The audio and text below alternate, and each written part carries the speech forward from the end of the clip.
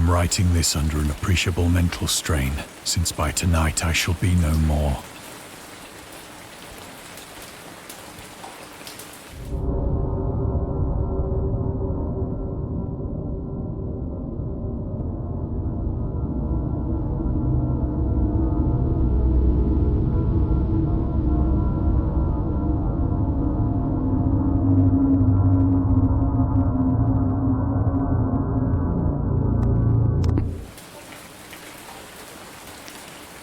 Penniless, and at the end of my supply of the drug which alone makes life endurable, I can bear the torture no longer, and shall cast myself from this garret window into the squalid street below.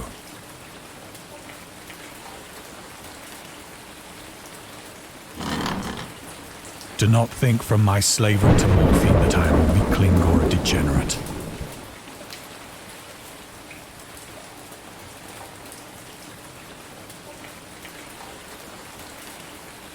When you have read these hastily scrawled pages, you may guess, though never fully realize, why it is that I must have forgetfulness or death.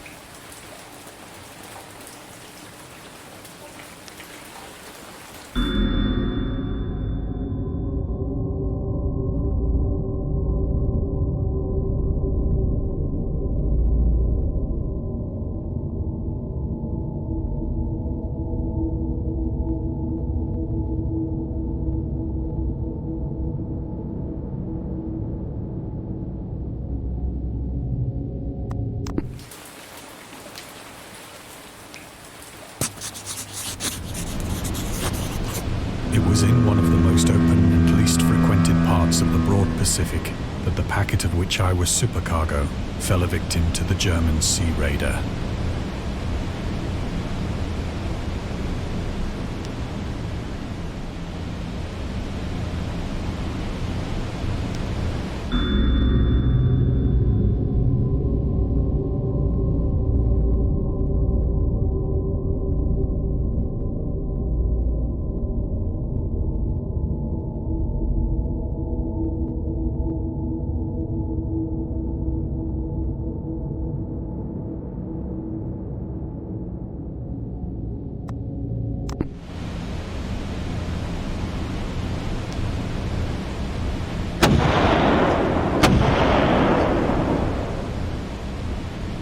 The Great War was then at its very beginning, and the ocean forces of the Hun had not completely sunk to their later degradation. So that our vessel was made a legitimate prize, whilst we of her crew were treated with all the fairness and consideration due us as naval prisoners.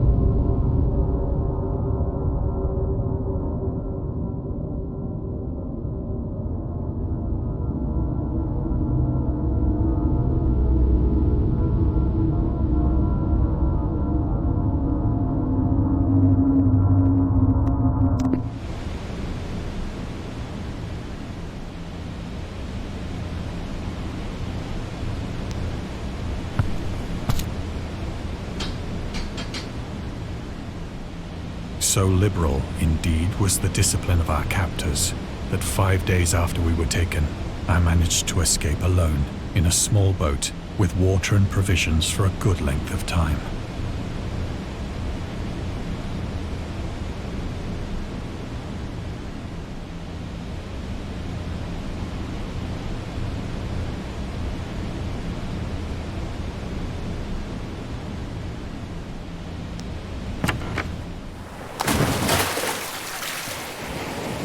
When I finally found myself adrift and free, I had but little idea of my surroundings.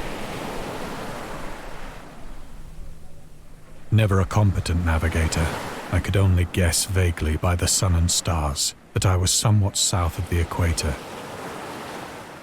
Of the longitude, I knew nothing, and no island or coastline was in sight.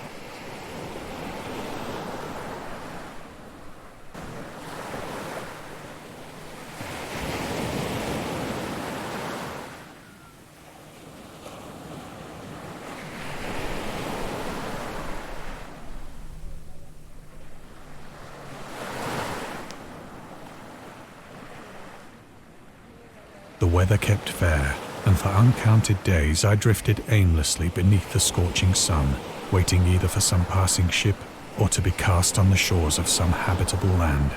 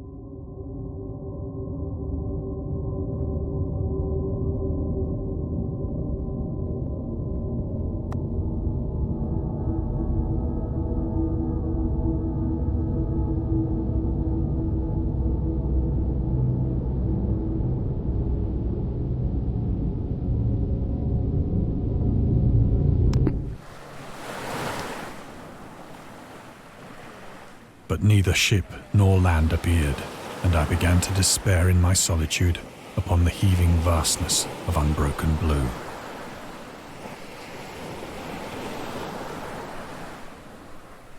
The change happened whilst I slept.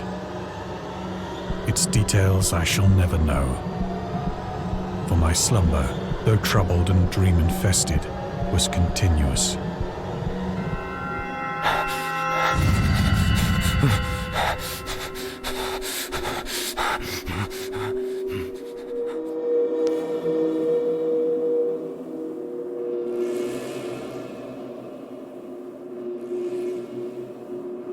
When at last I awoke, it was to discover myself half sucked into a slimy expanse of hellish black mire, which extended about me in monotonous undulations as far as I could see, and in which my boat lay grounded some distance away. Though one might well imagine that my first sensation would be of wonder at so prodigious and unexpected a transformation of scenery, I was in reality more horrified than astonished. For there was in the air and in the rotting soil a sinister quality which chilled me to the very core. The region was putrid with the carcasses of decaying fish and of other less describable things which I saw protruding from the nasty mud of the unending plain. Perhaps I should not hope to convey in mere words the unutterable hideousness that can dwell in absolute silence and barren immensity. There was nothing within hearing and nothing in sight save a vast reach of black slime. Yet the very completeness of the stillness and the homogeneity of the landscape oppressed me with a nauseating fear. The sun was blazing down from a sky which seemed to me almost black in its cloudless cruelty, as though reflecting the inky marsh beneath my feet.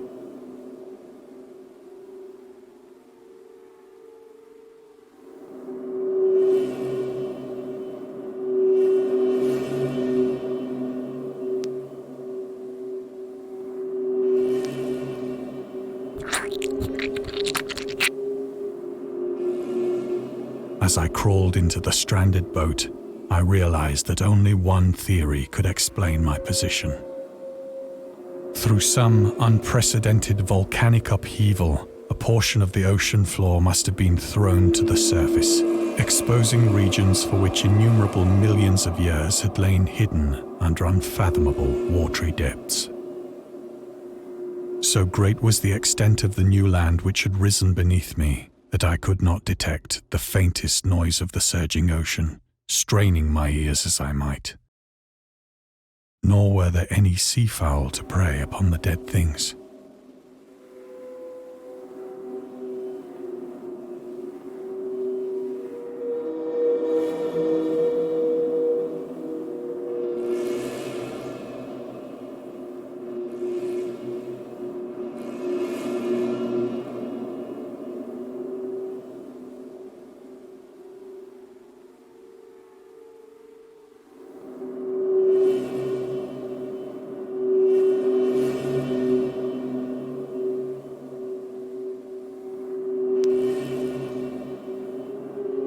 For several hours I sat thinking or brooding in the boat, which lay upon its side and afforded a slight shade as the sun moved across the heavens. As the day progressed, the ground lost some of its stickiness and seemed likely to dry sufficiently for traveling purposes in a short time. That night I slept but little, and the next day I made for myself a pack containing food and water, preparatory to an overland journey in search of the vanished sea and possible rescue.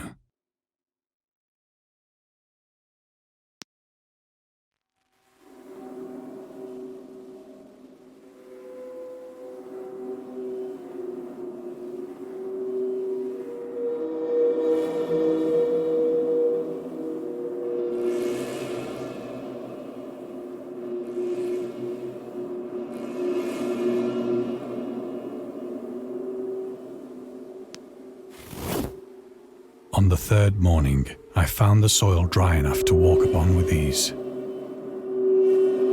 The odor of the fish was maddening, but I was too much concerned with graver things to mind so slight an evil, and set out boldly for an unknown goal.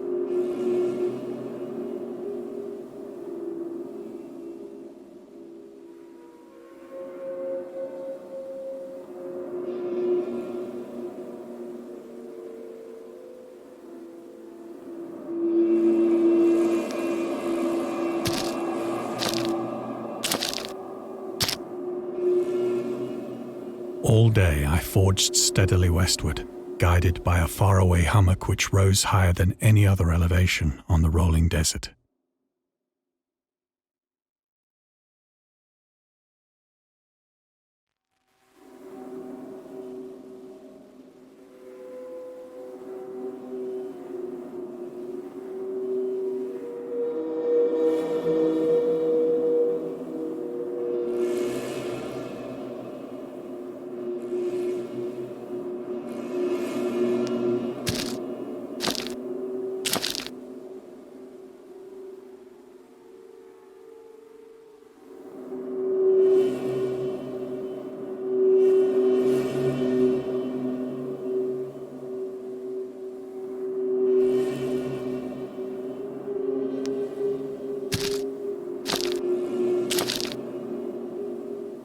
That night, I encamped, and on the following day still travelled toward the hummock, though that object seemed scarcely nearer than when I had first espied it.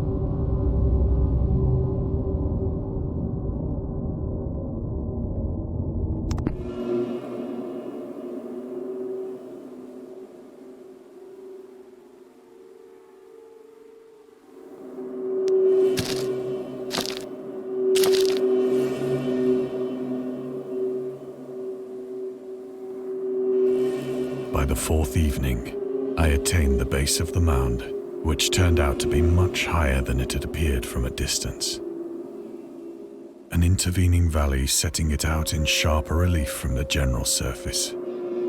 Too weary to ascend, I slept in the shadow of the hill. I know not why my dreams were so wild that night, but ere the waning and fantastically gibbous moon had risen far above the eastern plain, I was awake in a cold perspiration, determined to sleep no more.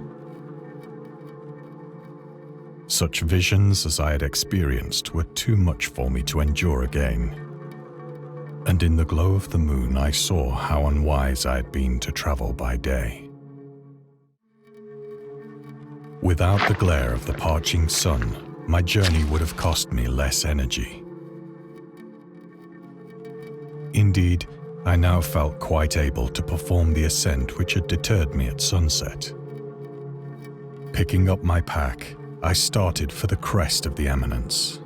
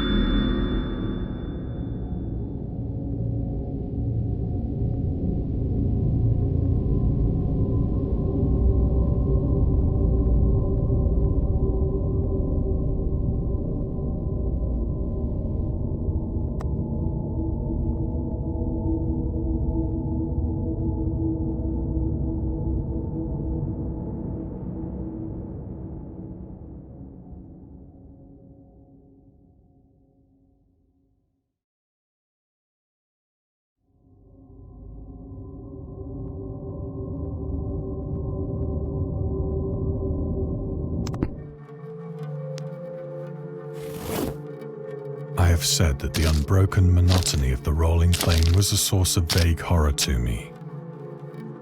But I think my horror was greater when I gained the summit of the mound and looked down the other side into an immeasurable pit or canyon, whose black recesses the moon had not yet soared high enough to illumine.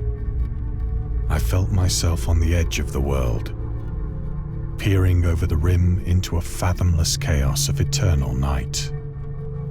Through my terror ran curious reminiscences of Paradise Lost, and of Satan's hideous climb through the unfashioned realms of darkness.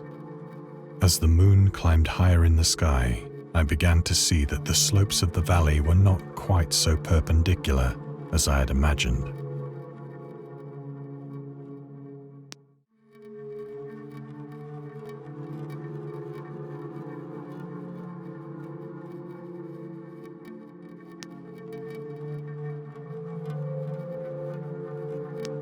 Ledges and outcroppings of rock afforded fairly easy footholds for a descent, whilst after a drop of only a few hundred feet, the declivity became very gradual.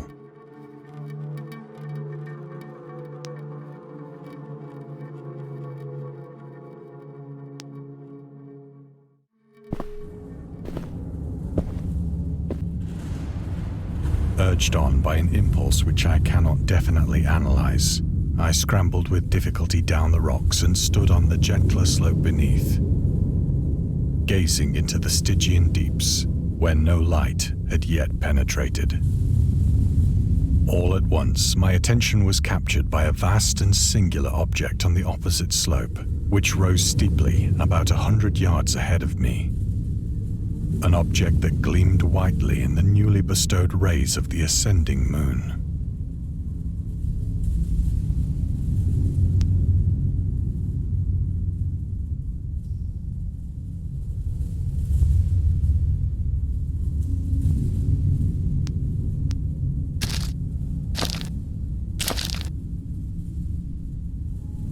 That it was merely a gigantic piece of stone, I soon assured myself. But I was conscious of a distinct impression that its contour and position were not altogether the work of nature. A closer scrutiny filled me with sensations I cannot express.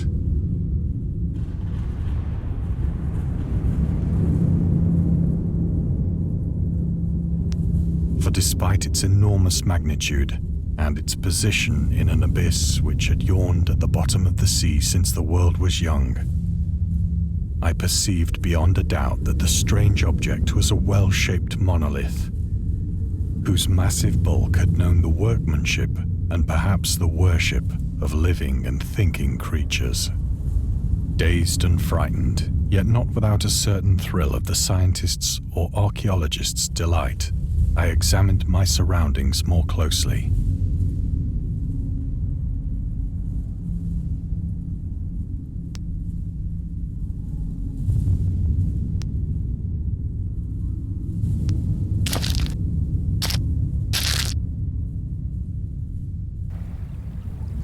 The moon, now near the zenith, shone weirdly and vividly above the towering steeps that hemmed in the chasm, and revealed the fact that a far-flung body of water flowed at the bottom, winding out of sight in both directions and almost lapping my feet as I stood on the slope. Across the chasm, the wavelets washed the base of the Cyclopean monolith, on whose surface I could now trace both inscriptions and crude sculptures.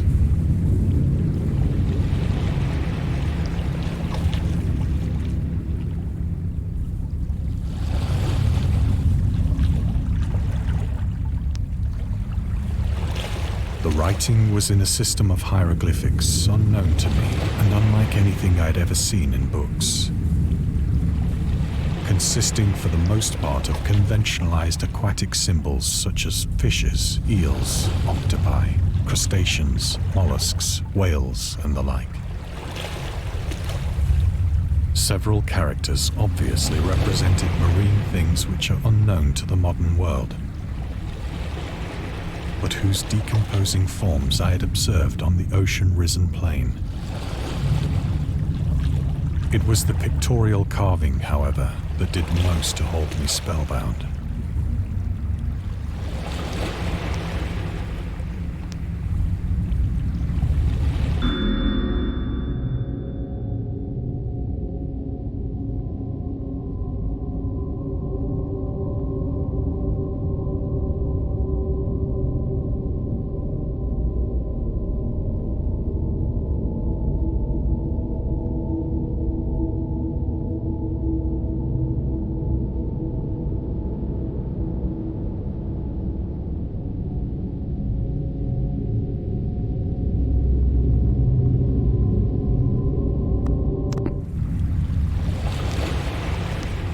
Plainly visible across the intervening water on account of their enormous size were an array of bas-reliefs whose subjects would have excited the envy of a doré. I think that these things were supposed to depict men, at least a certain sort of men, though the creatures were shown disporting like fishes in the waters of some marine grotto, or paying homage at some monolithic shrine which appeared to be under the waves as well. Of their faces and forms I dare not speak in detail, for the mere remembrance makes me grow faint. Grotesque beyond the imagination of a Poe or a Bulwer. They were damnably human in general outline, despite webbed hands and feet, shockingly wide and flabby lips, glassy, bulging eyes, and other features less pleasant to recall. Curiously enough, they seem to have been chiseled badly out of proportion with their scenic background. For one of the creatures was shown in the act of killing a whale, represented as but little larger than himself. I remarked, as I say, their grotesqueness and strange size, but in a moment decided that they were merely the imaginary gods of some primitive fishing or seafaring tribe. Some tribe whose last descendant had perished eras before the first ancestor of the Piltdown or Neanderthal man was born.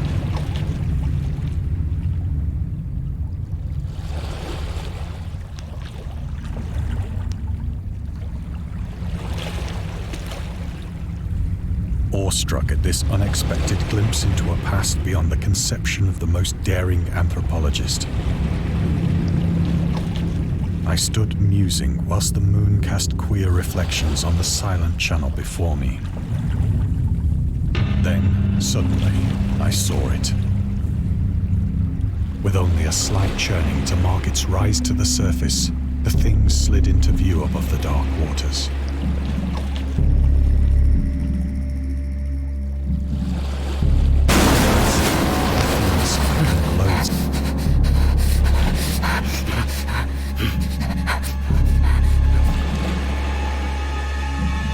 About which it flung its gigantic scaly arms, while it bowed its hideous head and gave vent to certain measured sounds.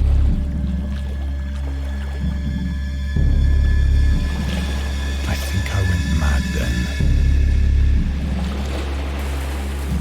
Of my frantic ascent of the slope and cliff, and of my delirious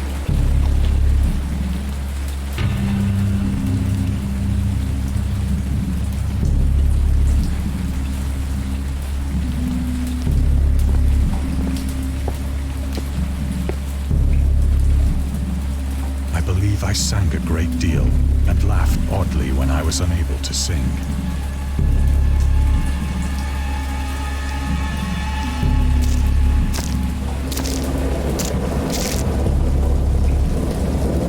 I have indistinct recollections of a great storm sometime after I reached the boat.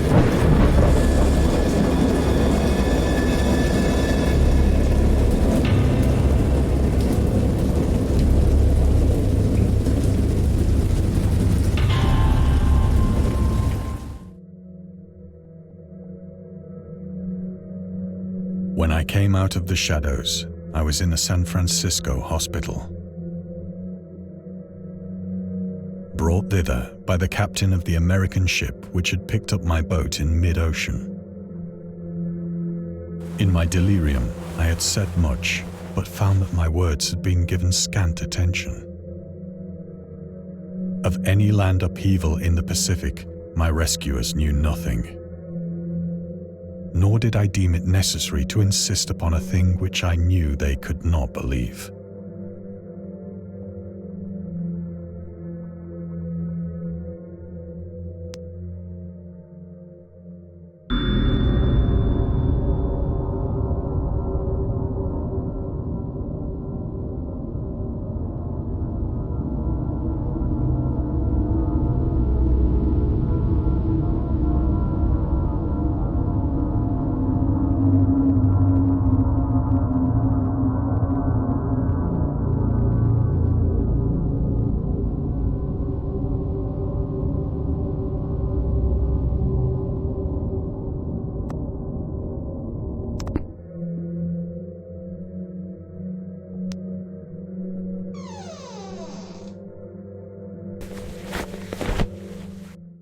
Once I sought out a celebrated ethnologist and amused him with peculiar questions regarding the ancient Philistine legend of Dagon, the fish god.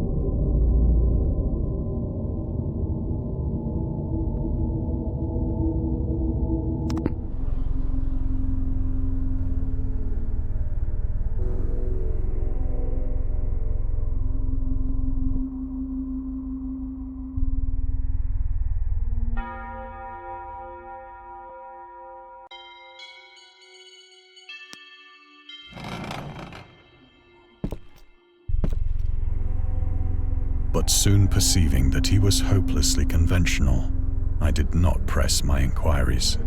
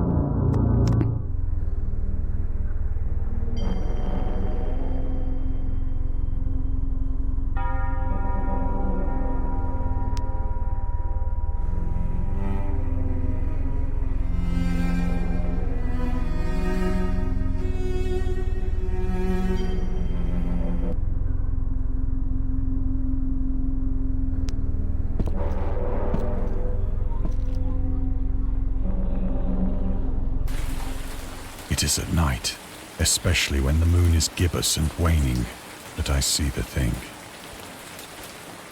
I tried morphine, but the drug has given only transient surcease and has drawn me into its clutches as a hopeless slave.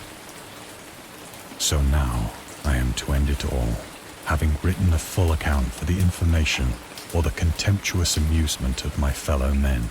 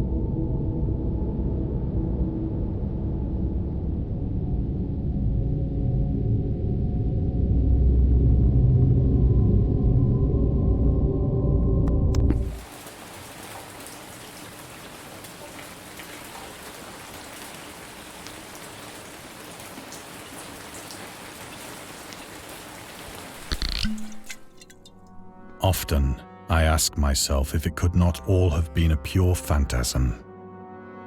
A mere freak of fever as I lay sun-stricken and raving in the open boat after my escape from the German man of war. This I ask myself, but ever does there come before me a hideously vivid vision in reply. I cannot think of the deep sea without shuddering at the nameless things that may at this very moment be crawling and floundering on its slimy bed, worshipping their ancient stone idols and carving their own detestable likenesses on submarine obelisks of water-soaked granite. I dream of a day when they may rise above the billows to drag down into their reeking talons the remnants of puny, war-exhausted mankind. Of a day when the land shall sink and the dark ocean shall ascend amidst universal pandemonium.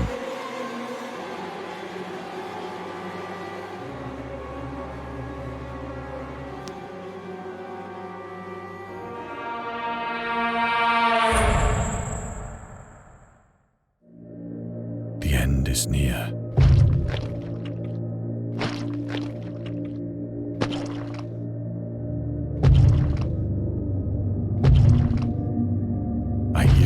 At the door, as of some immense slippery body lumbering against it.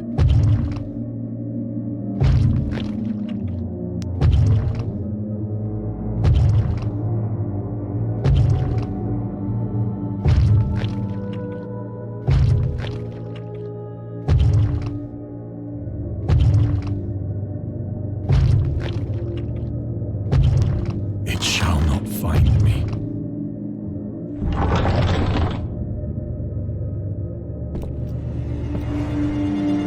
God, that hand!